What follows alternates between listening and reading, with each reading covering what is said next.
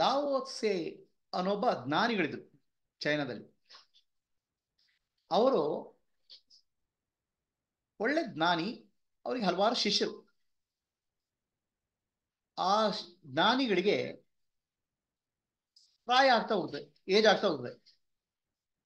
ಆವಾಗ ಅಲ್ಲಿಯ ರಾಜ ಅವ್ರಿಗೆ ಹೇಳ್ತಾನೆ, ನೋಡಿಪ್ಪ ನಿಮ್ಮ ನಿಮ್ಮ ಬೋಧನೆಯನ್ನು ನೀವು ಬರ್ದಿಡಿ ಅಂತ. ಆ ಲಾವೋತ್ಸೆ ಹೇಳ್ತಾರೆ, ನಾನು ಏನ್ರಿ ಬರೀಲಿ, ಬರ್ಲಿಕ್ಕೆ ಏನಿಲ್ಲ ಅಂತ. ಅಲ್ಲ, ಆತ್ಮಜ್ಞಾನದ ಮಾರ್ಗ ಹೇಳಿ ಅಂತ. ಆತ್ಮಜ್ಞಾನ ಮಾರ್ಗ, ಮಾರ್ಗನೇ ಇಲ್ಲಪ್ಪ ಅಂತ. ಅದು ಏನ್ರಿ ಅರ್ಥ ನೋಡಿ. ನಮಗೆ ಇಲ್ಲಿ ಬೆಂಗಳೂರಿಂದ ಮೈಸೂರಿಗೆ ಹೋಗ್ಬೇಕಾದ್ರೆ ಯಾವ ಕಡೆ ಹೋಗ್ಬೇಕಂದ್ರೆ ಈ ಕಡೆ ತೋರಿಸ್ಬೋದು, ಎಡಗಡೆ ತೋರಿಸ್ಬೋದು, ಅಥವಾ ತುಮಕೂರಿಗೆ ಹೋಗ್ಬೇಕಾದ್ರೆ ಈ ಕಡೆ ತೋರಿಸ್ಬೋದು. ಆದ್ರೆ ನಾನು ಅವಕಾಶಕ್ಕೆ ಹೋಗ್ಬೇಕಂದ್ರೆ ಎಲ್ಲಿ ತೋರಿಸ್ಬೋದು? ಎಲ್ಲಾ ಕಡೆ ಅವಕಾಶವೇ. ಅದೇ ರೀತಿ ಆತ್ಮ ಅನ್ನೋದು ಸರ್ವವ್ಯಾಪಿ. ಆ ಸರ್ವವ್ಯಾಪಿ ಆತ್ಮಕ್ಕೆ ಯಾವ್ದು ದಾರಿ? ಎಲ್ಲವೂ ದಾರಿ ಅಥವಾ ಯಾವುದು ದಾರಿ ಅಲ್ಲ. ಹಾಗಾಗ್ಬಿಟ್ಟು ನನ್ಗೆ ಏನು ಹೇಳಲಿಕ್ಕಿಲ್ಲ ಅಂತ ಲಾವೋತ್ಸೆ ಹೇಳ್ತಾರೆ. ಆಗ ರಾಜ ಹೇಳ್ತಾನೆ, ನೀನು ಹೇಳಿದ್ರೆ ನಿನ್ನ ತಲೆ ಕತ್ತರಿಸ್ಬಿಡ್ತೇನೆ ಅಂತ ಹೇಳ್ತಾನೆ. ಆವಾಗ ಲಾವೋತ್ಸೆ ಹೇಳ್ತಾನೆ, ನನ್ಗೆ ನಿನ್ನ ರಾಜ್ಯದಲ್ಲಿ ಇರ್ಲಿಕ್ಕೆ ಇಷ್ಟ ಇಲ್ಲ, ನಾನು ಬೇರೆ ಕಡೆ ಹೋಗ್ಬಿಡ್ತೇನೆ, ಬೇರೆ ರಾಜ್ಯಕ್ಕೆ ಹೋಗ್ಬಿಡ್ತೇನೆ ಅಂತ ಬೇರೆ ರಾಜ್ಯಕ್ಕೆ ಹೋಗ್ತಾನೆ. ಅಲ್ಲಿ ಗಡಿಯಲ್ಲಿ ಒಂದು ಖಾಲಿಯ ಹಾಳೆಯಲ್ಲಿ ತಮ್ಮ ಬೋಧನೆ ಬರ್ಕೊಡ್ತಾರೆ.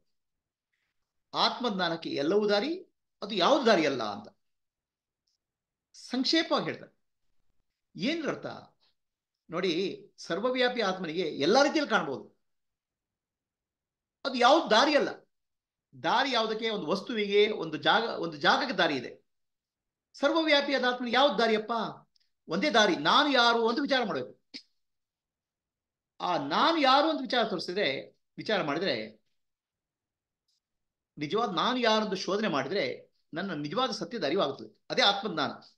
ಸೊ ಆತ್ಮಜ್ಞಾನ ಒಂದೇ ದಾರಿ, ಶೋಧನೆಯ ಮಾರ್ಗ, ನಾನು ಯಾರು ಅನ್ನು ವಿಚಾರ ಮಾಡೋ ಮಾರ್ಗ. ಅದಕ್ಕೆ ರಮಣ ಮಹರ್ಷಿಗಳು ಏನಂತಾರೆ, ಅವ್ರು ಏನು ಬೋಧನೆ? ನೀನು ಯಾರು ಅಂತ ವಿಚಾರ ಮಾಡಪ್ಪ, ನಾನು ಯಾರು ಅಂತ ವಿಚಾರ ಮಾಡ ಅಷ್ಟೇ. ನಾನೇನು ಹೇಳ್ತೇನೆ? ನಾನೆಂಬುದು ನಾನಲ್ಲ, ಈ ದೇಹ ಮನಬುದ್ಧಿ ನಾನಲ್ಲ, ಸಚಿದಾನಂದ ಆತ್ಮ ನಾನೇ. ಇದನ್ನ ತಿಳ್ಕೊ ಅಂತ. ನಿಜವಾದ ನಾನು ವಿಚಾರ ಮಾಡೋದು ಆತ್ಮಜ್ಞಾನಕ್ಕೆ ದಾರಿ. ಅದು ಒಂದೇ ದಾರಿ, ಅದೇ ಜ್ಞಾನ ಮಾರ್ಗ. ಅದಕ್ಕೆ ಆತ್ಮ ವಿಚಾರ ಅಂತ ಹೇಳ್ತೀವಿ. ಈ ಆತ್ಮ ವಿಚಾರ ಮಾಡಿ ಶಿವಸ್ವರೂಪಿ ನಾನಂತ ತಿಳ್ಕೋಬೇಕು, ಅಂತರ್ಮುಖರಾಗಬೇಕು. ಇದೇ ಮುಕ್ತಿಯ ಮಾರ್ಗ. ನಮಸ್ತೆ.